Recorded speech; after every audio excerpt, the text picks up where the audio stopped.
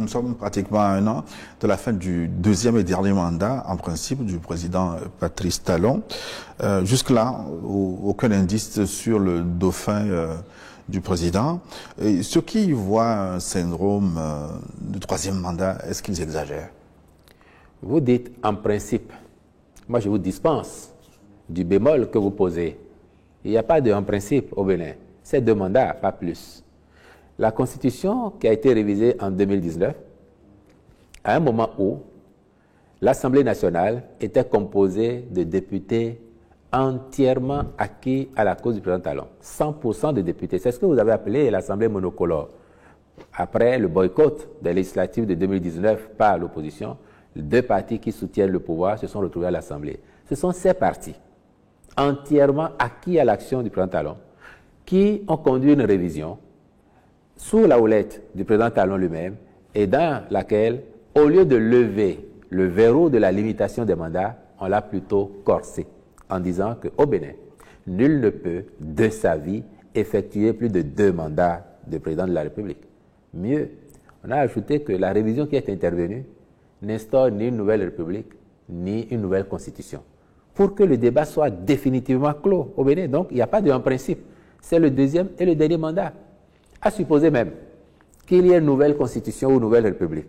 Le fait de dire que nul ne peut de sa vie faire plus de 2 mandats au Bénin solde le débat.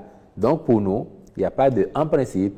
Le président Talon effectue en ce moment son second mandat, ça veut dire le dernier, et dans 15 mois, vous aurez le bonheur de constater que le Bénin aura vécu une nouvelle alternance pacifique où un président élu passe ses 2 mandats et transfère le pouvoir à son successeur dans la paix et avec les vœux de réussite qui conviennent. Même si le TOFA l'invite exceptionnellement à ajouter un 3e mandat. Moi, je n'ai pas noté que le TOFA invite le président Talon à faire un mandat au-delà de celui-ci. Et le TOFA, ça n'est pas la Constitution. J'entends cependant des concitoyens, quelle que soit leur obédience, parce qu'on entend davantage dans les médias, sur les réseaux, certains qui sont de la majorité présidentielle, mais on entend les populations à la base demander est-ce qu'il n'est pas possible que le président fasse un nouveau mandat. Et je parle des populations qui sont satisfaites du bilan parce que, à l'arrivée, leurs attentes sont plus comblées qu'elles ne l'espéraient. Beaucoup n'espéraient pas que le Bénin ferait autant de progrès sous le président Talon. Mais malgré ces appels-là, la constitution béninoise, elle sera respectée. Le président Talon passera la main à son successeur pour le bien du pays et nous resterons un exemple de démocratie et de développement sur le continent. Le président Talon, que dit-il de ses invites à faire un 3e mandat, de ses appels à la télévision ou à travers le TOFA? Vous qui avez la chance d'avoir de temps en temps d'être dans les cercles des dieux, que dit-il le président Talon? Il en rit? Ben, c'est le mot. Il en rit. À la limite, ça lui fait ni chaud ni froid. Après, c'est un peu flatteur que des gens disent « Oh, le bilan est tel que… » Franchement, on ne l'avait pas espéré. Mais s'il y avait possibilité de continuer, on serait tellement heureux de le voir pousser encore plus loin les limites du développement, ce qui a commencé sous lui. Mais le président, il a dit, moi quand je venais, peut-être que, même moi, peut-être que je n'avais pas idée que nous ferions un chemin aussi remarquable. Donc pourquoi vous ne pensez pas que celui qui viendrait après moi peut faire encore mieux que ce que, avec moi et vous, on a commencé à faire? Donc moi, j'ai foi que celui qui vient après moi fera en sorte que le progrès du Bénin s'intensifie et que nous soyons tous satisfaits afin que, président après président, au fil du temps, le Bénin s'élève et que tous nous soyons fiers de ce beau pays. Et le dauphin, qui va remplacer le président Talon? Vous pouvez prendre la nationalité béninoise, hein, peut-être que vous l'avez depuis et que vous me la cachez. Mais j'ai le malheur de porter le long boucor. Ah, c'est pas un malheur, bien au contraire. Si vous avez la nationalité béninoise et que vous remplissez les conditions, vous pouvez être dauphin. Donc les dauphins, c'est tous les Béninois. Aujourd'hui, c'est tous les Béninois qui remplissent les conditions pour être président de la République. Mais le président, à un moment donné, il portera son choix sur son remplaçant. Évidemment, puisque s'il y a 12 millions de dauphins, il y en a un seul qui s'assierait sur le siège le moment venu. Donc à l'intérieur de tous les potentiels, il finira avec les partis qui forment la majorité présidentielle aujourd'hui, il finira par faire le casting qu'il faut pour proposer au peuple béninois quelqu'un qui irait à la conquête du pouvoir pour prolonger la dynamique qui est en cours actuellement et faire en sorte que le progrès, le développement qui a commencé, que nous voyons, demeure même au-delà du président Talon. Mais de qui il parle souvent, à qui il fait appel régulièrement? Ben, il ne m'a pas encore fait la confidence de me dire à qui il pense. Donc, j'attends. Et votre insistance fait que je vous soupçonne d'avoir la nationalité béninoise et peut-être de me cacher que vous parlez avec le président Talon pour être demain son champion. Est-ce que le talon d'Achille de Talon, finalement, c'est sa politique extérieure? Parce qu'avec les pays voisins, vous avez quelques inimitiés qui vous valent même la fermeture, par exemple, avec le Niger. À ce point-là, est-ce qu'il y a des choses à améliorer? Quoi que l'on fasse, dans quelque secteur que ce soit, il y aura toujours des choses à améliorer. Je viens de vous dire, malgré tous les résultats que nous avons, et on peut penser que d'une autre façon, on aurait fait ceci de mieux ou cela de mieux. En politique extérieure, nous n'avons pas, nous, travaillé à nous faire de l'inimitié. Vous évoquez le Niger.